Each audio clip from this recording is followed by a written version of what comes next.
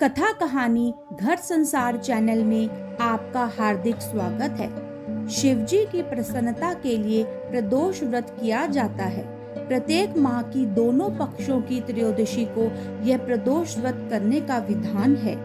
कुमारी कन्याएं अगर यह व्रत करें तो उन्हें मन चाहे वर की प्राप्ति होती है। पुत्र की चाहना रखने वाली महिलाओं को भी प्रदोष व्रत पूरे श्रद्धा भाव से रखना चाहिए और कथा सुननी चाहिए। शिव पुराण में इस व्रत को बहुत महिमामय बतलाया गया है। आइए कथा का श्रवण करते हैं। विदर्भ प्रदेश में सत्यरथ नामक एक परम शिव भक्त, पराक्रमी और तेजस्वी राजा हुए थे। उन्होंने अनेक वर्षों तक राज्य किया था, परंतु किसी दिन भी शिव पूजन को नहीं छोड़ा था। वे नित्य नियम पूर्वक शिवजी का अर्चन किया करते थे। एक बार शाल्व देश के राजा ने कुछ अन्य राजाओं को साथ लेकर विदर्भ नरेश पर चढ़ाई कर दी। 1 सप्ताह तक घमासान युद्ध होता रहा। अंत में दैव गति से राजा सत्यरथ को पराजय का मुंह देखना पड़ा। वे राज्य छोड़कर भाग निकले। शत्रुओं ने नगर में प्रवेश कर लिया। यह समाचार जब रानी को पता चला तो वे भी चुपके से महल से निकल पड़ी और जंगल का रास्ता ले लिया। रानी राजमहलों के सुख को छोड़कर नाना प्रकार के कष्टों को सहन करती हुई जंगल में बढ़ी जा रही थी। उनको 9 मास का गर्भ भी था।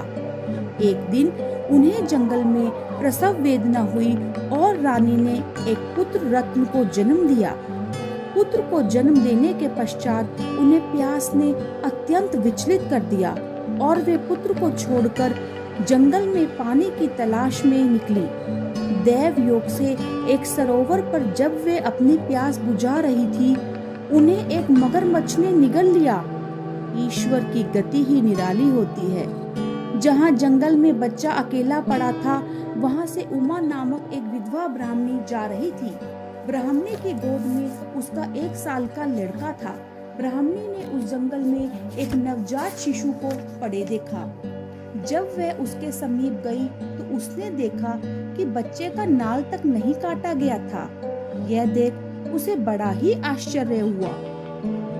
वह अपने मन में विचार करने लगी कि ये किसका बच्चा है, इसे यहाँ इस हालत में कौन छोड़ गया है।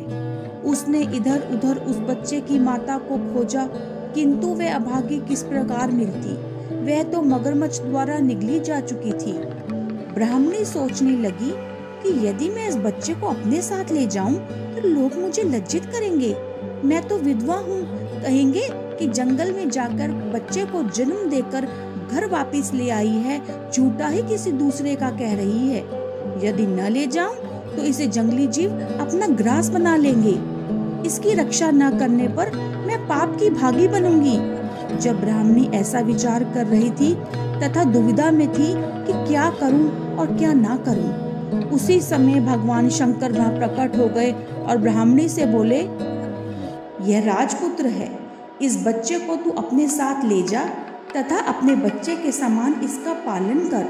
लोगों में इसकी बात को प्रकट मत करना, इससे तेरे भाग्य का उदय होगा। भगवान ऐसा कहकर अंतर्ध्यान हो गए। ब्राह्मणी के पुत्र का नाम शुचिव्रत था तथा राजपुत्र का नाम उसने धर्मगुप्त रखा।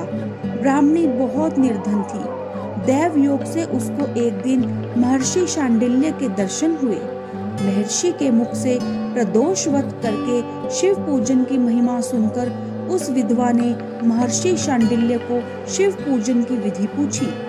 महर्षि ने ब्राह्मणी की श्रद्धा और आग्रह को देखकर पूजन का विधान बताया और उससे बोले, तुम अपने दोनों पुत्रों से प्रदोष व्रत कराओ। इस व्रत के प्रभाव से वे अपना अभीष्ट सिद्धि को प्राप्त कर लेंगे। ऋषि के वचनों को सुनकर ब्राह्मणी ने अपने दोनों पुत्रों को उनके चरणों में डाल दिया और नतमस्तक होकर बोली, हे ब्राह्मण, आज मैं आपके दर्शन करके धन्य हो गई हूँ। मेरे ये दोनों पुत्र आपकी शरण में हैं। यह शुचिव्रत मेरा पुत्र है और ये राजपुत्र धर्मगुप्त मेरा धर्मपुत्र है। आप इन दोनों को अपना सेवक जानकर इनका उद्धार करिए उस ब्राह्मणी को शरणागत जानकर मुनि श्रेष्ठ ने दोनों बच्चों को दीक्षा देकर उन्हें शिव पूजन की विधि बतला दी तथा वे दोनों बालक ब्राह्मणी सहित महर्षि को प्रणाम करके शिव मंदिर में चले गए। उस दिन से वे दोनों बालक ऋषि की दीक्षा अनुसार नित्य नियम शिव आराधना एवं प्रदोष काल में शिव पूजन करने लगे। उन दोनों को शिव आराधना करते हुए 4 महीने बीत गए। धर्मगुप्त की अनुपस्थिति में एक दिन शुचि व्रत स्नान करने नदी पर गया और जल में क्रीड़ा करने लगा। दैव योग से जल में धन से भरा हुआ एक बड़ा कलश शुचि व्रत को दिखलाई पड़ा। उस धन से भरे कलश को पाकर ब्राह्मण पुत्र शुचि व्रत बड़ा प्रसन्न हुआ। वह कलश को सिर पर उठाकर जल्दी घर की ओर बढ़ चला। कलश को भूमि पर रखकर शुचि व्रत अपनी माता से बोला, हे माता, भगवान शिव की लीला तो देखो। उस लीलाधारी ने मुझे इस घड़े के रूप में अपार संपत्ति दी है। शुचि व्रत की माता घड़े को देखकर अचंभा करने लगी और उसने धर्मगुप्त को पास बुलाकर कहा, बेटे, मेरी बात ध्यान पूर्वक सुनो। तुम दोनों इस धन को आधा आधा बांट लो। माता की बात सुनकर शुचि व्रत अति प्रसन्न हुआ, लेकिन राजपुत्र धर्मगुप्त ने इस कार्य में अपनी असहमति प्रकट की और कहा, हे माता, यह धन भाई शुचि व्रत को उनके पुण्य के प्रताप से प्राप्त हुआ है। मैं इसमें किसी प्रकार का हिस्सा लेना नहीं चाहता, क्योंकि मानव अपने किए कर्म का फल स्वयं भोगता है। शिव पूजन करते हुए उन दोनों को एक ही घर में 1 वर्ष बीत गया। एक दिन धर्मगुप्त शुचि व्रत के साथ वन विहार करने के लिए गया। वे दोनों वन में काफी आगे निकल गए। उस वन में उन्हें सहस्त्रों गंधर्व कन्याएं क्रीड़ा करती हुई दिखाई पड़ी। ब्राह्मणी पुत्र उन कन्याओं को देखकर धर्मगुप्त से बोला, भाई, यहाँ पर कन्याएं विहार कर रही हैं, इसलिए हम दोनों को आगे न जाकर वापस लौट चलना चाहिए। गंधर्व कन्याएं मन को शीघ्र मोह लेती हैं, इसलिए हमें भी इनसे दूर ही रहना चाहिए। राजपुत्र धर्मगुप्त ने ब्राह्मणी पुत्र शुचि व्रत की बातों पर कोई ध्यान नहीं दिया और विहार करती हुई गंधर्व कन्याओं के पास अकेला ही निर्भीक भाव से चला गया। उन गंधर्व कन्याओं में प्रधान सुंदरी कन्या धर्मगुप्त को देखकर मन में विचार करने लगी, ये कामदेव के समान सुंदर पुरुष रूपवान कौन है? उस कुमार से परिचय प्राप्त करने के उद्देश्य से उस परम सुंदरी ने अपनी सखियों से कहा, सखियों, तुम सब निकट के वन से चंपक, अशोक, मौलसिरी आदि के ताजे फूल तोड़ लाओ। तब तक मैं तुम्हारी यही प्रतीक्षा करती हूँ। उस सुंदरी के ऐसे वचन सुनकर सब गंधर्व कन्याएं वहां से चली गई। उनके चले जाने के पश्चात वह सुंदरी धर्मगुप्त को स्थिर दृष्टि से देखने लगी। उन दोनों में प्रेम का संचार होने लगा। गंधर्व कन्या ने धर्मगुप्त को आसन देकर बैठने को कहा और बोली, हे कामदेव के समान सुंदर कुमार, आप कहाँ के रहने वाले हैं? आप यहाँ किस कारण से पधारे हैं? गंधर्व कन्या की बात सुनकर धर्मगुप्त ने कहा, हे सुंदरी, मैं विदर्भ के राजा का पुत्र हूँ। मेरे माता पिता दोनों का स्वर्गवास हो गया है। शत्रुओं ने मेरे राज्य को छीन रखा है। अपना इस प्रकार परिचय देकर धर्मगुप्त ने पूछा, आप कौन हैं? किसकी पुत्री हैं? इस वन में किस कारण से आई हैं? आप मुझसे क्या चाहती हैं? धर्मगुप्त के इतने सारे प्रश्नों के उत्तर में वह सुंदरी बोली कि मैं विद्रविक नामक गंधर्व की कन्या हूँ। मेरा नाम अंशुमति है।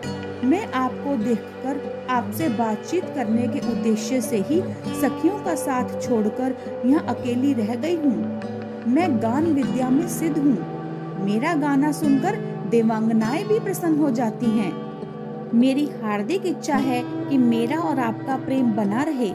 इतना कहकर उस गंधर्व कन्या ने अपने गले का हार उतारकर धर्मगुप्त के गले में डाल दिया। यह हार ही दोनों के प्रेम का प्रतीक बन गया। अब राजपुत्र बोला, हे सुंदरी, तुमने जो कुछ कहा है वह तो ठीक है, किंतु आप राज्य विहीन राजकुमार के पास किस प्रकार निर्वाह कर सकेंगी? राजपुत्र की ऐसी बात सुनकर वह सुंदरी मुस्कुरा दी और कहने लगी, अब चाहे जो कुछ भी हो जाए, मैं अपनी इच्छा से ही आपको पति रूप में पाना चाहती हूँ। आप कृपा करके परसों यहाँ पधारे, मेरी बात कदापि झूठी साबित नहीं होगी। गंधर्व कन्या ऐसा कहकर अपनी सखियों के पास चली गई और धर्मगुप्त भी शुचिव्रत के पास चला आया तथा उसने वहां का सारा हाल शुचिव्रत को कह सुनाया। इसके पश्चात दोनों घर को लौट गए और वहां पहुंचकर सब किस्सा ब्राह्मणी को कहा। उनकी ये बातें सुनकर ब्राह्मणी अति प्रसन्न हुई। जिस दिन के लिए गंधर्व कन्या ने आने को कहा था, उसी निश्चित दिन धर्मगुप्त शुचिव्रत को साथ लेकर उसी वन में जा पहुंचा।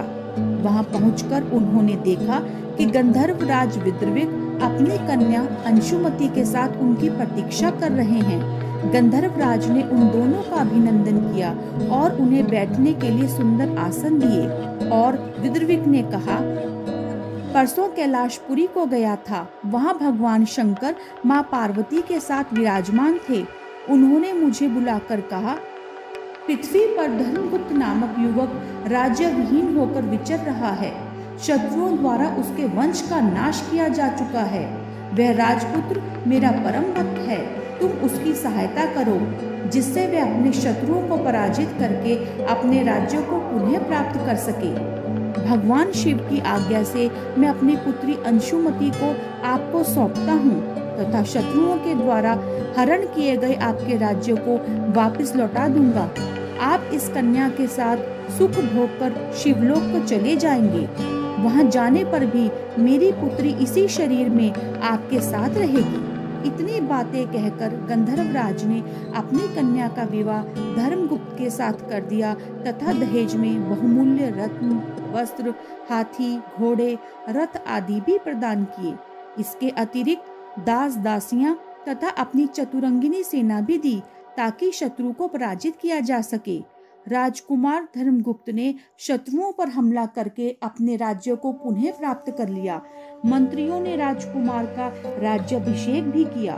राजकुमार सुखपूर्वक राज्य करने लगा। जिस ब्राह्मणी ने उसका पालन पोषण किया था, उसको राजमाता का पद दे दिया गया। इस प्रकार प्रदोष व्रत में शिव पूजन के प्रभाव से वह राजपुत्र दुर्लभ पद को प्राप्त हुआ। प्रदोष काल में यह नित्य जो इस कथा का श्रवण करता है, वह सभी कष्टों से मुक्त होकर अंत में परम धाम को पा लेता है। इसमें कुछ भी संशय नहीं है। जय भोलेनाथ, जय शिव शंकर।